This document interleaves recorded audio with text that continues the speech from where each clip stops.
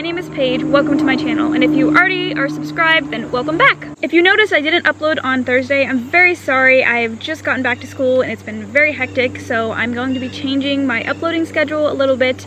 Probably for now I'm thinking about Monday and Saturday, but that'll probably change depending on how my classes go, but I'll let you know later about that.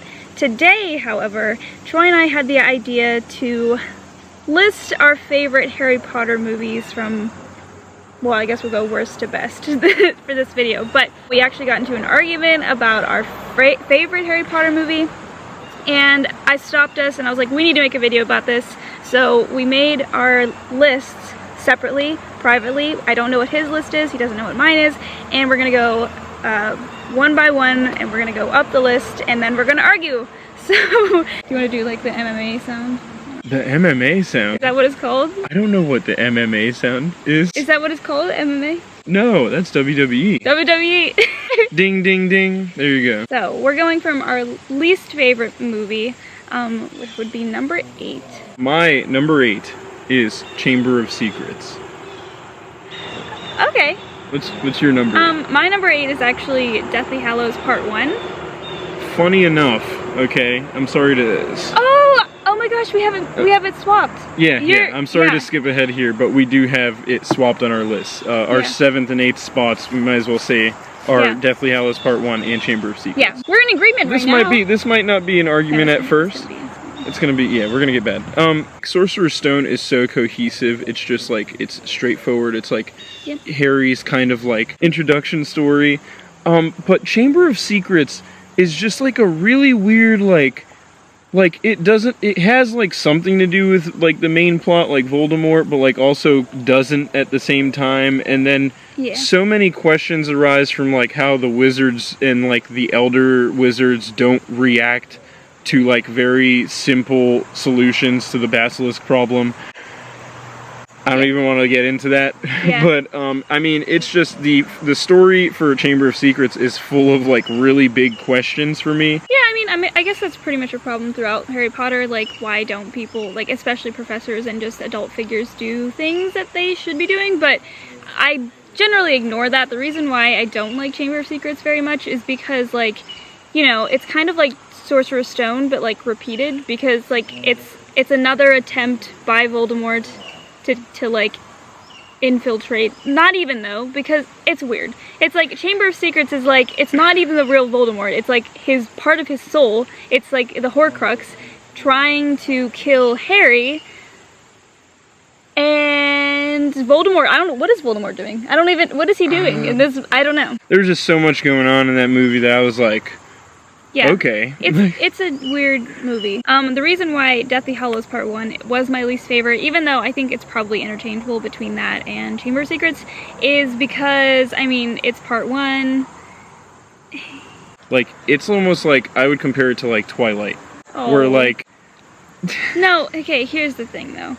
I think that they required 2 movies, right? The last book was extremely important, so I don't think I'm saying that there shouldn't have been 2 parts. What I am saying is that since I'm ranking these movies specifically, how can I put Deathly Hallows Part 1 above like all the other more important movies, even Part 2 where everything actually happens? So that was my logic, but I think that's, we basically explained those 2. My number 6 is Order of the Phoenix. Is yours too? My number 6 is Order of the Phoenix. I can sum this up, okay? Order of the Phoenix, good book. Translated to a movie wasn't that great. And the funny thing is that Half-Blood Prince is probably way below Order of the Phoenix as far as the books go, but they translated it well into a movie, and that just wasn't the case for Order of the Phoenix for me.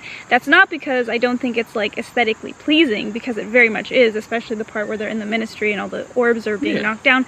Very, very nice. Like, you look past Umbridge and I guess Harry training everyone was really cool, but like, it's... I don't know. It's a good movie. It has good elements. It's just not up there. I don't like it. It's not up there for mine. Alright, so this is the absolute starting point of the arguments, I'm sure. And I don't, listen, man, I didn't read the books, so don't kill me. Alright? In terms of movies, My number 5 is Sorcerer's Stone. Don't kill me. Don't kill me. My number 5 is Sorcerer's Stone. Okay, my number 5 was Deathly Hallows Part 2. Everything that needed to happen happened in that movie. Everything even that you didn't want to happen happened in that movie. So it was, I mean, it's the Battle of Hogwarts. You know, it's amazing, obviously, but it's just, you know, it's not number 1 for me, obviously, because it's the finale. And as you guys know, I usually don't prefer the finale. In one of your videos, you did say that you prefer the first book of any series. No, listen, okay? I think Sorcerer's Stone, right? Whoa, whoa, whoa, whoa. No, this is me proving my point of why Sorcerer's Stone is lower. So. What? I was about to agree with you. Oh. Or at least see your side, but Oops. fine. If you want to fight. I think he's ignorant. I think he's ignorant because he didn't grow up with Harry Potter the same way I did. And I would watch Sorcerer's Stone like every single day of my freaking life. Harry Potter movies since they came out? What are you talking about? You watched them. You didn't live them like I did. I watched Sorcerer's Stone like every day of my life, over and over and over again. When it would come on ABC, I would watch it again, even if I had seen it. Even if I had seen it like earlier that day, and my grandma would see it on, she'd be like, "Sorcerer's Stone is on," and I was like, "Oh my God, let's watch it for the 3rd time." All right, well, agree with me. So then. I think that you're missing a link here, and that's why Sorcerer's Stone is so low on your list. But that's just my opinion. Sorcerer's Stone, okay, it's very adorable. It's the first movie.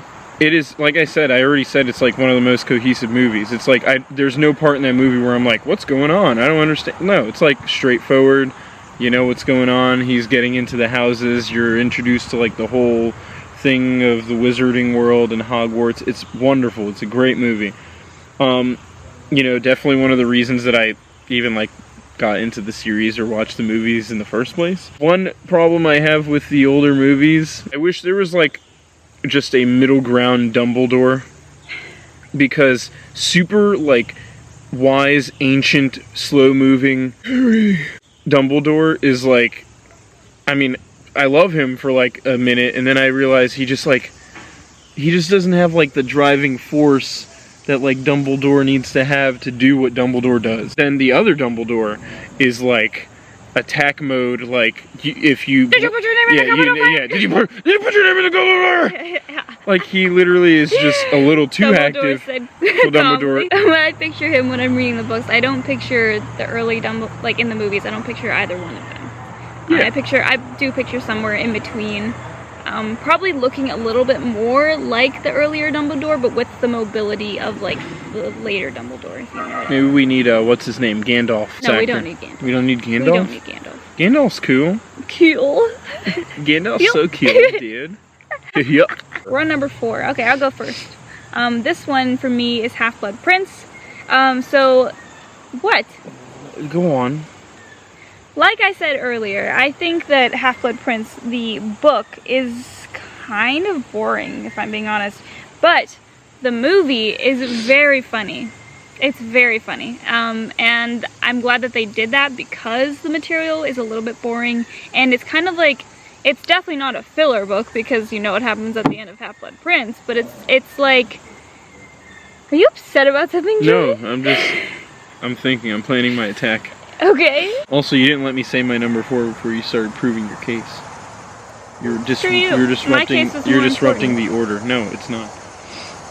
My number 4 is Deathly Hallows Part 2. A lot was going on. You know, I'm a sucker for like big crazy battles. That's why it's a little higher on my list. Yeah. It's the end of the series, which is why it's a little lower on the list too. And I just love Voldemort. I just love it. So that's like, you know, yeah. So you made your point. I'm a little offended, but whatever. Let's move on to number 3. My number 3 is Sorcerer's Stone. It's amazing and it deserves to be number 3 because it was the OG. You meet all the characters that you still love. I mean, like, and there's not even, you know, with some series that are long, like Harry Potter, there's like this huge difference between like the first book and the last book in the series, and there is a huge difference, but it's because of a natural like development over the series rather than like a shift that the author had midway through where they were like, I'm an adult now.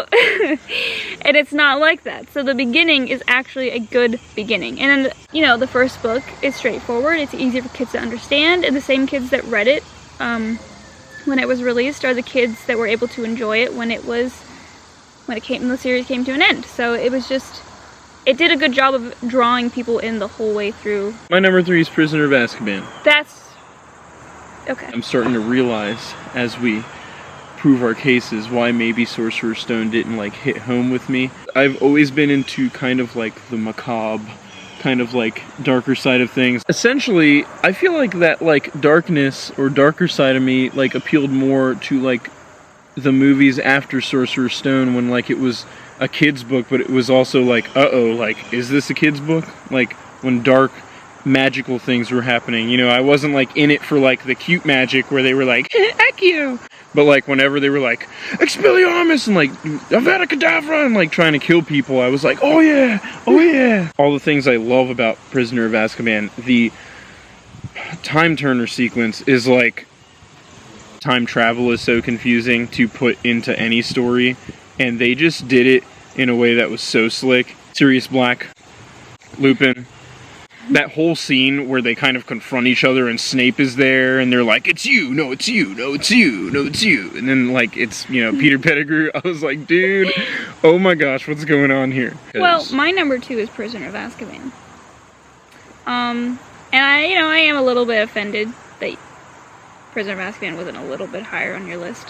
It was in the top 3. Here's the thing, and I might make a separate video about this, so spoiler, but my favorite Harry Potter book is Prisoner of Azkaban.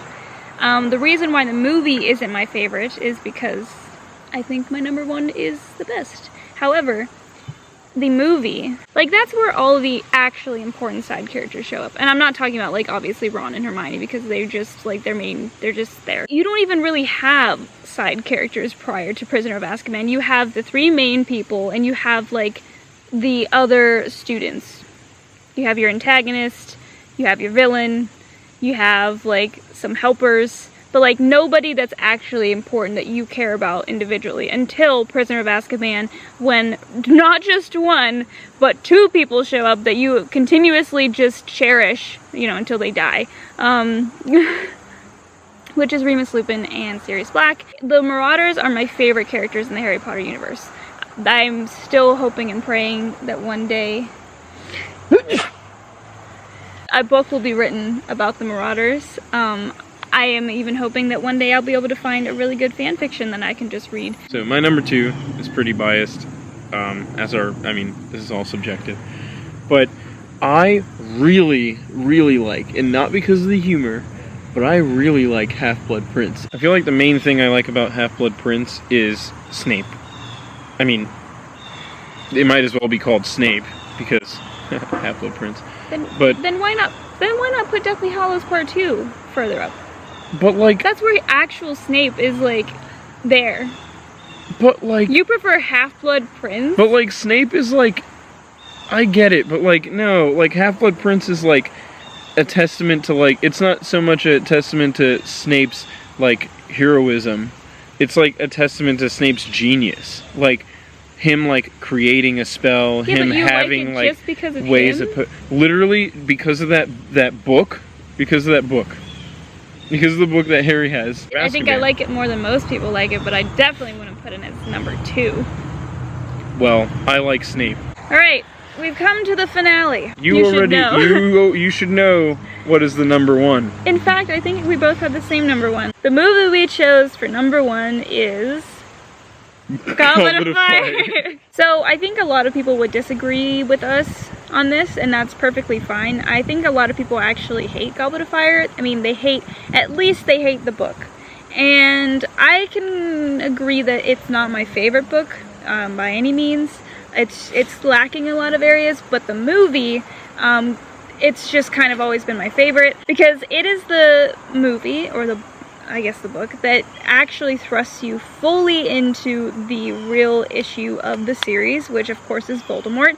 And of course, Goblet of Fire is where he returns, but that's not even my favorite part of the movie specifically. My favorite part, obviously, is the Triwizard Tournament. Quidditch World Cup, and all of the amazing cinematic moments that happen with that. I think that they really simplified it well for the movie, because I thought it was maybe a little bit too complicated for the book, considering there was that whole other plot line involving Mad-Eye and not Mad-Eye and all of that other stuff. I think they really handled it well for the movie. Everyone loves tournaments. Yeah. That might not be true for some people, but like when there's a tournament, I am interested in seeing these people like try to defeat each other. Now, in the case of the Triwizard Tournament, they're not really like trying to beat each other up, but it's still entertaining enough to see people compete. And then, like she said, it is the, like, what I call the turning point movie in the series, because it pretty much is. Yeah. But anyway, so that was our list. It's weird, if you separate it into sections, our lower half is pretty much the same list. Like, you know, like from between, what is it, 6 to 8. And then the only real difference is maybe like our middle section and Sorcerer's Stone. Like we have different views on Sorcerer's Stone. Yeah. In fact, when we brought it up the first time, this is actually where I stopped the conversation and said we had to make a video. That was the main point of contention between us, because I said actually that Sorcerer's Stone might just be my number one because it holds a lot of nostalgic value to me. There's a hair on my face. And he just like looked at me with the most like disgruntled face ever, so. I looked at her with my Slytherin face. Which he doesn't have. Anywho. I'm a Slytherin. If you would like to actually see more, us talk more about Harry Potter in general, we talked about it a lot in the boyfriend tag, which you can find in the link here. Or if you have like another suggestion for like a movie series and we happen to watch it, and you want to watch Hunger us Games argue about things, and you know? Divergent.